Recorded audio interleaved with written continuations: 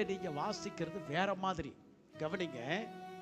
தேவனுடைய தரிசனங்களில் புத்திமானாயிருந்த சகரியாவின் நாட்களிலே. அப்ப சகரியா எப்படின்னா தேவனுடைய தரிசனங்களில் புத்திமானாயிருந்தான். நான் ஒரு சின்ன விஷயம் உங்களுக்கு விளக்கம் சொல்றேன். ஒரு இருட்டா இருக்கிற பகுதியில் உங்ககிட்ட ஒரு மெழுகுவர்த்தி இருக்குது. ஒரு 50 பேர் இருக்காங்கயா உங்க பக்கத்தில், உங்ககிட்ட ஒரு மெழுகுவர்த்தி இருக்குது. ஃபுல்லாக இருட்டு, தடு மாறி போய் நிற்கிறாங்க. உங்கள் கையில் மெழுகுவர்த்தி தீப்பெட்டி இருக்கு. இப்போ அந்த 50 பேருக்கும் நீங்கள் வெளிச்சம் கொடுக்க முடியுமா, கொடுக்க முடியாதா? எத்தனை பேருக்கு நான் பேசுறது விளங்குது?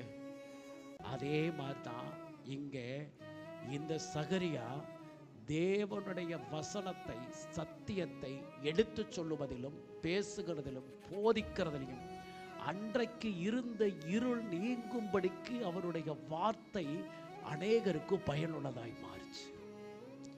அப்படிப்பட்ட வெளிச்சம் கொடுக்கிற ஒரு தேவனுடைய மனுஷனுக்கு கீழே இருந்த அந்த உசியா அவற்றை பயன்படுத்தி கொண்டு அந்த வெளிச்சத்தில் பிரகாசித்தார். கரங்களை உயர்த்தி தேவனை மகிமைப்படுத்துவோமா? உங்களுக்கு ஏலி மாதிரி பாஸ்டர் இருக்கிறாரா, இல்லை இங்க சொல்லப்பட்டிருக்கிற தேவனுடைய தரிசனங்களில் புத்திமானா இருந்த சகரியா மாதிரி பாஸ்டர் இருக்காரா? உங்களை பார்த்து தான் கேட்கிறேன். அப்ப இந்த சகரியா மாதிரி பாஸ்டர் இருந்தா நீங்க ஏன் பிரகாசிக்கல?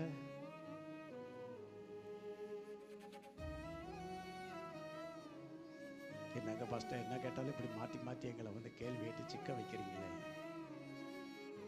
உங்ககிட்ட நாங்கள் என்ன சொல்றதுன்னே தெரியலைங்கிறீங்களா?